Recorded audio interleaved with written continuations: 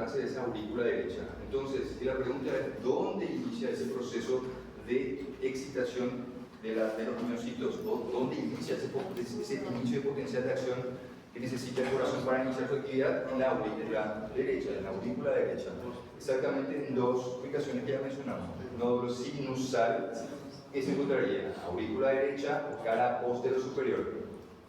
Y el nódulo auriculoventricular, que sería en la cara interna, porción inferior. ¿Está bien? En cercanías de lo que sería ya una válvula. ¿Qué válvula se encontraría en esa región? Al camino. Exactamente, la válvula tricúspide. Ahora pasamos al tercer componente. ¿Cuál es el tercer componente que tenemos? Ya mencionamos hace rato. ¿Cuál es el haz de His? ¿Y el haz de His dónde encontramos? Yo quiero que traten ustedes también de incorporar de acuerdo a la imagen. ¿Cómo? Septo interventricular, tabique interventricular, pero hay que ser más precisos. Ustedes ahora ya saben. Sería, si esto es todo el septo o todo el tabique interventricular, ustedes deben saber que tiene una porción superior, media e inferior. ¿Qué porción sería para describiendo su imagen? Superior, exactamente. Entonces, ¿dónde vamos a encontrar al haz de His? En el tabique o septo interventricular, en su segmento superior o su porción superior. Ahí tenemos el tercer componente. Y ese haz de His, como observan, automáticamente emite dos ramificaciones, dos ramas. Una que va directamente dentro del ventrículo derecho y otra al ventrículo izquierdo. Son llamadas fibras de Purkinje. Fibras de Purkinje. Ahora la pregunta entonces es, ¿dónde vamos a encontrar esas fibras de Purkinje? En los ventrículos. En los ventrículos. Exactamente en qué capa. Eso es también importante. ¿Qué capa cardíaca? Tenemos endocardio, endocardio, debajo del endocardio. Por eso es subendocardio. Es subendocardio. Entonces, si nosotros tenemos una alteración acá en el nódulo sinusal, que es el marcapasos natural. ¿Qué significa marcapasos? Ustedes ya saben qué es el marcapasos, pero ¿qué significa? ¿Cuál es el concepto? ¿Cómo? Controla los batimentos. Exacto, es el que controla el ritmo, él es el que controla el inicio y él es el que controla esa ritmicidad cardíaca que se necesita para un buen funcionamiento. Así que si hay una alteración en este nódulo sinusal, ¿cuál va a ser la respuesta total? Imagina, una arritmia, se pierde ese ritmo cardíaco, que debería ser constante, ¿verdad? La arritmia puede tener 3 golpes, 4 golpes, entonces son arritmias. ¿Y las arritmias por qué? Ahora, ¿por qué va a ser tan importante comprender la importancia de diagnosticar correctamente una arritmia? ¿Por qué? Porque ustedes saben que el líquido que está siendo bombeado es sangre. ¿Cuáles son los componentes de la sangre? ¿Qué pueden citar como componentes de la sangre? ¿Qué tiene la sangre? ¿Cómo? Células inflamatorias tienen. ¿Qué más? Glóbulos rojos tienen. ¿Qué más? ¿Cómo? Plasma. ¿Y qué más? Plaquetas, iones, nutrientes, solubles, gases, perfecto, todo. Pero no se olviden que hay algo que también, además de plaquetas, ¿cuál es la función de las plaquetas? Coagulación. Pero las plaquetas no son las únicas que se encargan de la coagulación. Hay otras estudios además factores de la coagulación. La vitamina K también es muy importante para estimular ciertos factores de la coagulación. ¿Qué van a hacer con ellos? Al ser estimulados, ellos se activan y forman un coágulo. ¿Cómo ellos? ¿Quién produce esas sustancias? Principalmente las propias células del corazón y las propias células de todos los vasos sanguíneos.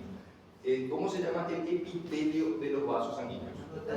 Entonces, la mayoría de esas sustancias van a ser producidas por el propio endotelio. ¿Y en qué momento ese endotelio dice es momento de liberar factores de coagulación? Cuando empieza a haber, ¿cómo? Cuando hay una lesión, claro que sí, toda lesión necesita ser contenida, porque cuando hay una lesión siempre hay una extravasación de fluidos. ¿Qué significa extravasación? Sale de los vasos. Porque, ¿cómo se activa? Obviamente la coagulación se activa no cuando hay una lesión, sí. Siempre que haya una lesión, cualquiera que sea. ¿Qué significa lesión? Es cuando hay una alteración de nuestras barreras defensivas. Puede ser una lesión química, puede ser una lesión física por traumatismos, por quemaduras, puede ser una lesión biológica, es decir, ahora que están dando microbiología, puede ser causado por microorganismos, ya sea virus, bacterias, parásitos, en fin. Siempre que hay un proceso lesivo, ¿les parece que va a haber una inflamación como respuesta, sí o no? Sí. Siempre va a haber una inflamación. En ese proceso inflamatorio, que debe llegar a la zona de la lesión, debe llevar las células inflamatorias, ¿cierto? ¿Y cómo ellos van a hacer para llegar a la zona de la lesión?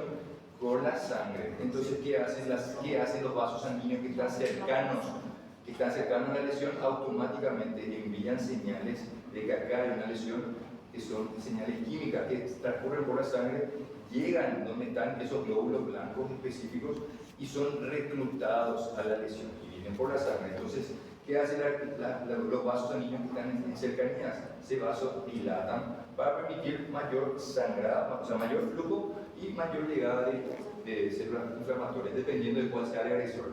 Si el agresor es una bacteria, podría ser específicamente neutrófilos; si es un parásito, eosinófilos; si son alergias, pueden ser eosinófilos o basófilos; si son virus, pueden ser linfocitos, en fin. Ahora, hay otro término llamado, no, estamos en el sistema de conducción. Dijimos que lo que fluye por esa región es sangre. Sangre es lo que el corazón está bombeando constantemente. Y a toda esa cantidad de sangre que es bombeada por el corazón por minuto se le conoce como gasto cardíaco. Entonces, ¿qué es el gasto cardíaco? El gasto cardíaco es el contenido total, el volumen total de sangre expulsada por el corazón por minuto. Siempre con unidad de medida, por minuto. Entonces la pregunta clásica va a ser: ¿cuál es el gasto cardíaco normal de un adulto sano? Y la respuesta sería, ¿qué es lo que está preguntando ahí? ¿Cuántos litros de sangre tenemos? 5. Entonces, si tenemos 5 litros de sangre, ¿cuántos litros de sangre va a bombear el corazón por minuto? 5 litros. Así que, ¿cuál es el gasto cardíaco total de un adulto sano? Porque siempre es como estos libros se realizan como parámetro a un adulto sano. Ciertas variaciones van a estar en los dos extremos de la edad. En niños muy pequeños, menores de 5 años, como ellos tienen menor masa corporal, tienen un gasto cardíaco un poco mayor. Y adultos de tercera edad o adultos de mayores de 80 a 85 años, que son el otro extremo de la vida, por el propio envejecimiento celular y porque la mayoría de sus organismos ya están trabajando, digamos, a medias, entonces ¿le parece que su gasto cardíaco va a ser aumentado o va a ser menor? Menor. Entonces, siempre estos parámetros que vamos a estar estudiando van a ser en base a un adulto sano, un adulto promedio. Entonces, ¿cuál es el gasto cardíaco total? 5 litros. ¿Cuál es el volumen sanguíneo total? 5 litros. ¿Y en qué consiste ese gasto cardíaco? Sabemos que es el volumen total expulsado por minuto. Pero ¿cuáles son los parámetros que permiten que nosotros sepamos hacer el cálculo de volumen cardíaco o gasto cardíaco? Es igual a la frecuencia cardíaca es el producto, ¿verdad? Esto es volumen sistólico. Exactamente. ¿Qué quiere decir entonces? Frecuencia cardíaca ya sabemos que es la cantidad de veces que el corazón late por minuto, 60 a 100 veces por minuto. ¿Y qué es el volumen sistólico? ¿Qué les parece que sería volumen sistólico? Es el volumen total que es eyectado o expulsado del ventrículo izquierdo. Entonces, frecuencia cardíaca por volumen sistólico es igual a gasto cardíaco. ¿Y cuál es el gasto cardíaco total? 5 litros. Entonces, ¿cuánta sangre tenemos? 5. Y ahora la pregunta es, ¿cuánta linfa tenemos? ¿Cuánta linfa? Nosotros, acá el último componente dice componentes funcionales de la circulación. ¿A qué se refiere con componentes funcionales de la circulación? ¿Cuáles son las estructuras que permiten que la circulación sea posible? ¿Y cuáles son esos componentes? Está hablando de los vasos. ¿Cuáles son los vasos sanguíneos? Si la pregunta es exacto, arterias, venas y vasos linfáticos. Siempre vasos linfáticos forman parte de los vasos sanguíneos. Perfecto. Entonces vamos a tratar de cómo es que se clasifican las arterias de mayor a menor. Tenemos arterias de gran calibre, mediano calibre, pequeño calibre, arteriola. Después de la arteriola, ¿qué vienen? Capilares.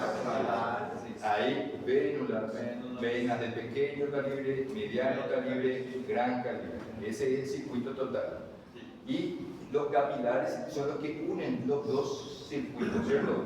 Tanto el arterial como el venoso. ¿Y dónde están los vasos linfáticos? ¿Cómo? Sí, vamos a considerar que estos son los capilares que están en el centro. Acá es el territorio de las arterias, en mayor grosor, acá es el territorio de las venas. ¿Y dónde están los vasos linfáticos? Los vasos linfáticos siempre están adyacentes a los capilares. Entonces están aquí, adyacentes a los capilares. ¿Por qué? ¿Por qué están adyacentes a los capilares? ¿Les parece que, mi pregunta, les parece que una arteria, cualquiera, vamos a considerar como una arteria coronaria, un ejemplo, la arteria coronaria, ¿les parece que la arteria coronaria filtra constantemente parte de su sangre por sus paredes? ¿Que hay filtración de sangre por sus paredes? No. ¿Les parece que la vena cava en su trayecto desfiltra por su pared parte de la sangre? ¿Va filtrando? No. ¿Cuáles son los vasos que sí tienen capacidad de filtración, o sea, de difusión a través de su membrana? Los capilares, porque tienen pequeñas penetraciones. Entonces, ¿qué ocurre? Pasa sangre, pero va filtrando. Pasa la sangre. ¿En qué dirección? Si esta es arteria, y esta es sistema venoso, y este es capilares, y estos son linfáticos, ¿la sangre en qué sentido debe seguir? ¿Va a ser de aquí para aquí o va a ser de las venas para arterias? Exacto. Entonces viene la sangre por el sistema arterial y dijimos que no es permeable. No hay ninguna fuga en esta región. Si existiesen fugas, ahí deberían existir también vasos linfáticos para tratar de reabsorber esas fugas. Ahora, ¿qué pasa en los capilares? Los capilares, como sus paredes, tienen ciertas penetraciones. Entonces, ¿qué hay cierto? Hay parte de la sangre que sigue su trayecto y va filtrando, va goteando, va filtrando en ese espacio. Y ahí es donde, ¿qué hacen esos linfáticos? Captan ese líquido filtrado. ¿Para qué? Porque si no se captan ese líquido filtrado, primeramente va a haber edema. Va a haber un edema intercelular y eso va a causar posteriormente patologías. Pero la linfa, el tejido linfático solamente está como para evitar edema. No, sino que produce linfa. La linfa, ¿por qué es importante la linfa? ¿Qué es lo que trata sobre eso? ¿Por qué es importante la linfa? ¿Cómo? Transportan fundamentalmente linfocitos, perfecto. Entonces, y se produce un líquido lechoso llamado quilo o quimo. Quilo o quimo. Quimo. Exactamente. Entonces, esa es la importancia de ese sistema de conducción. Entonces, ¿dónde va a ocurrir? ¿Dónde ocurre? O sea, ¿cuál de esos tres sistemas vasculares, entre arterias, venas, capilares y linfáticos, cuál tiene capacidad de permeabilidad por sus propias membranas? Son las, ¿cómo? Los capilares. Ahí es donde se difunden contenido líquido, contenido celular y contenido gaseoso. Por eso dijimos que donde ocurre el intercambio de oxígeno y dióxido de carbono dentro de los pulmones, justamente en la membrana alveolo capilar, porque son los capilares los que llevan esa función. Entonces, ¿en qué consiste el gasto cardíaco? Concepto, gasto cardíaco, ¿en qué consiste?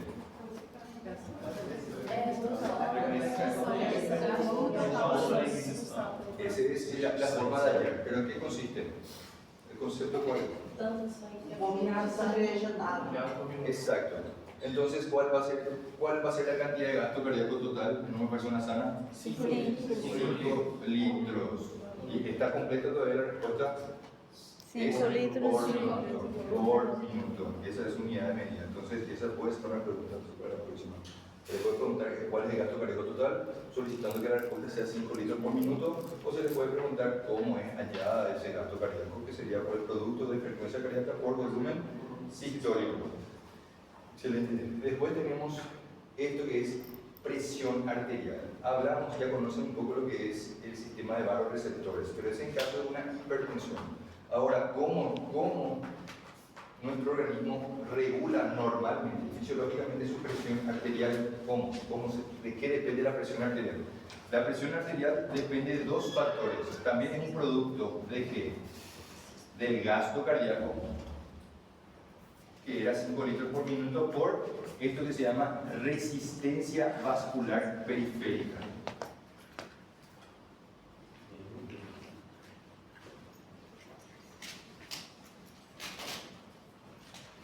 La intención de esta clase en sí es hablar de todo para después profundizar con potenciales de membrana, que eso sí es también bastante complejo. ¿Está bien? Entonces, resistencia vascular periférica. ¿A qué se refiere?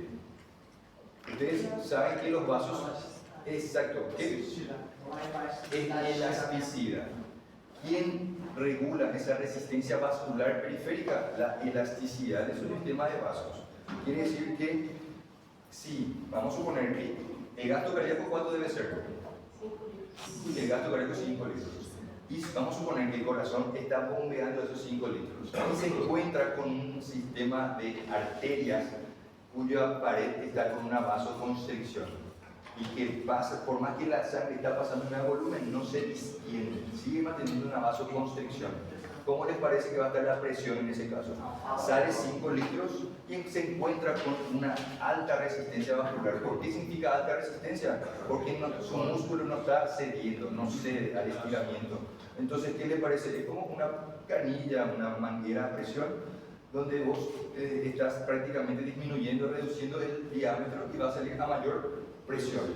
Ahora, si nosotros tenemos que nuestro gasto cardíaco es constante, 5 litros por minuto, y tenemos en ese caso tenemos una hiperelasticidad de los vasos.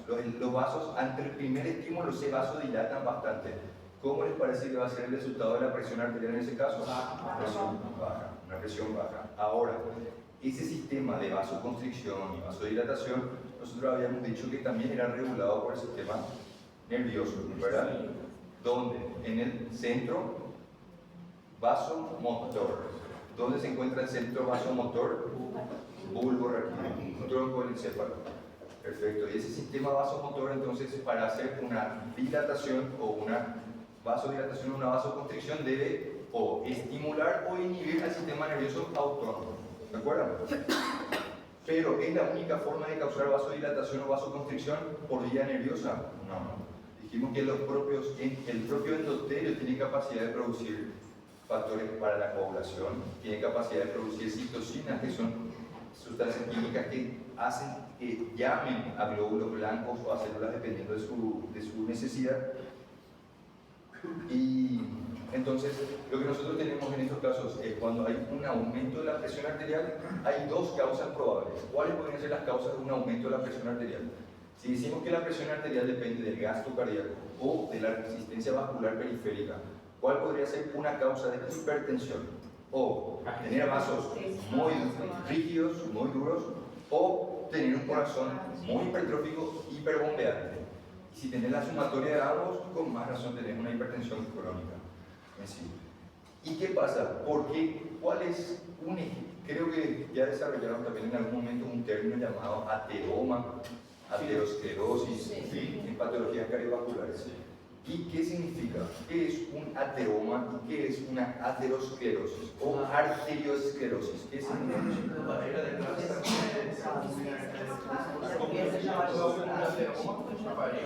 Arteriosclerosis es arterias rígidas, duras. Ateroma.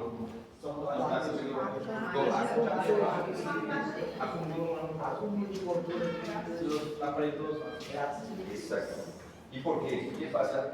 ¿Qué demuestro?